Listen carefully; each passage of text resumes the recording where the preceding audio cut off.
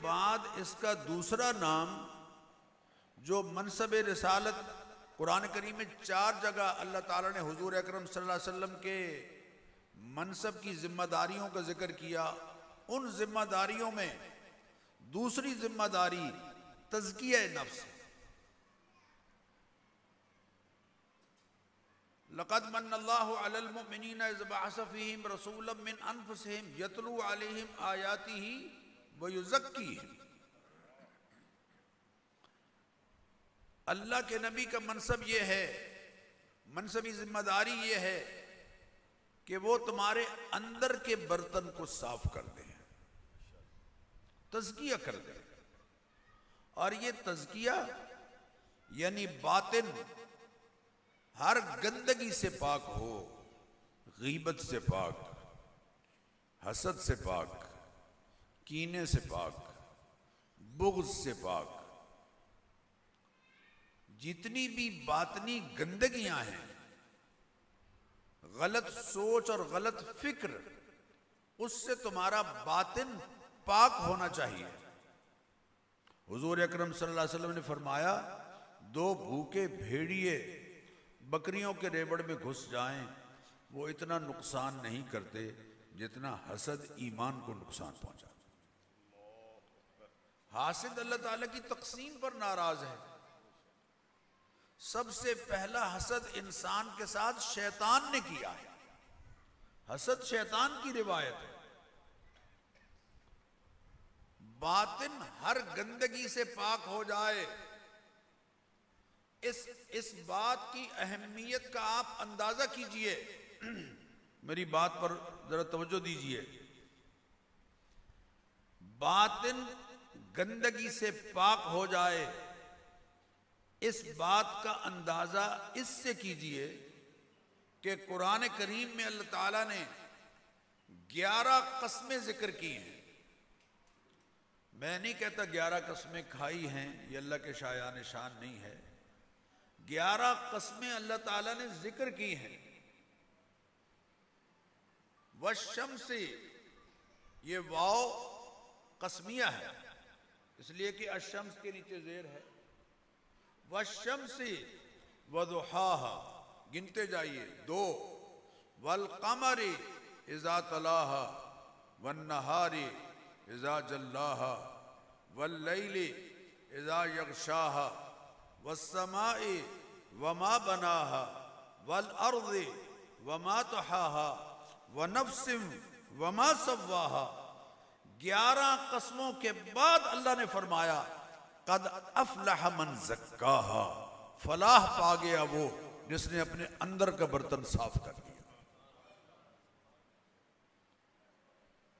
खानकाही निज़ाम का बड़ा मकसद ये है कि लोगों को करीब करके, लोगों को अपने किरदार की खुशबू के जरिए से करीब करके, किरदार की खुशबू के जरिए से करीब करके उनके बातिन को साफ किया जाए।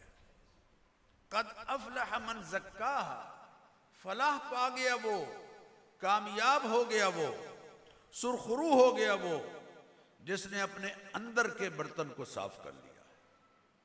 वक़द ख़ाब मन दस्साहा, और खायब व खासिर हो गया वो जो दुनिया की जिंदगी में खुब कर रह गया और उसने अल्लाह और उसके रसूल की तालीमात की कोई परवाह नहीं की। जो खानकाही निज़ाम के जो बुजुर्ग हैं, उनका काम क्या है, जरा उसको एक मिसाल से समझिए। अल्लाह अकबर। एक जमाने में गलियों में लोग आया करते थे, आवाज लगाते थे, पांडे कली करा लो, पांडे कली करा लो। अब मेरे ख्याल में तकरीबन खत्म हो गया है, या शायद आते हों। पांडे, जरा गौर करना मेरी बात पर, आते थे और कहते थे पांडे कली करा लो।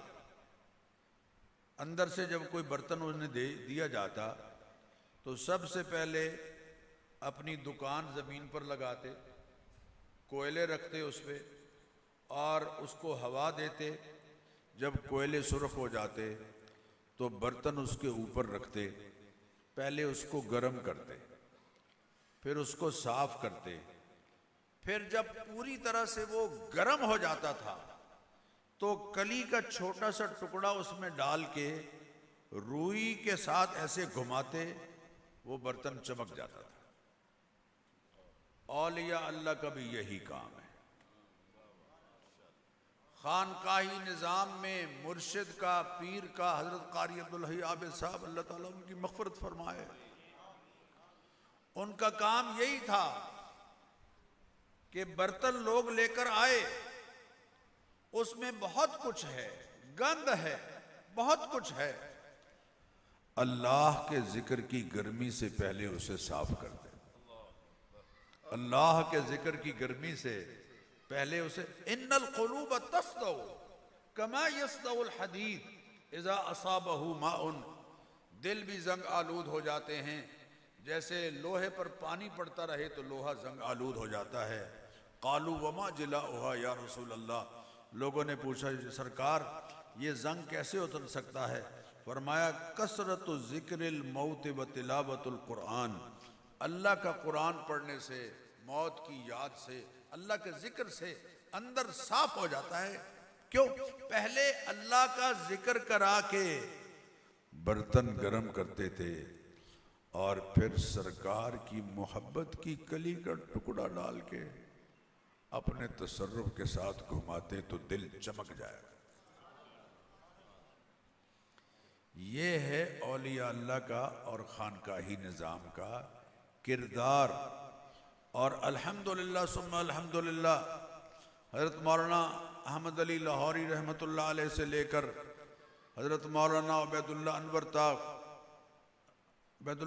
तक और मौलाना उबैदुल्लाह अनवर से लेकर हज़रत हमारे शेख मुकर्रम, हमारे मुरब्बी और मोहसिन हज़रत मौलाना कारी अब्दुल हई आबिद साहब तक ये सिलसिला जारी है, जारी रहा है। और इंशाअल्लाह अगर उनकी तालीमात को पेश नज़र रख कर और फिक्री और रूहानी और एतिक़ादी हवाले से कुरान और सुन्नत की तालीमात को पेश नज़र रख कर हमारे अजीज़ इस काम को आगे बढ़ाएंगे तो इंशाअल्लाह इस खानकाह का फैज़ हमेशा जारी रहेगा। अल्लाह ताला हम सबको इस बात की समझ नसीब फरमाए और इस खानकाह को और इस इदारे को और इस मस्जिद को कायम रखे, दायम रखे।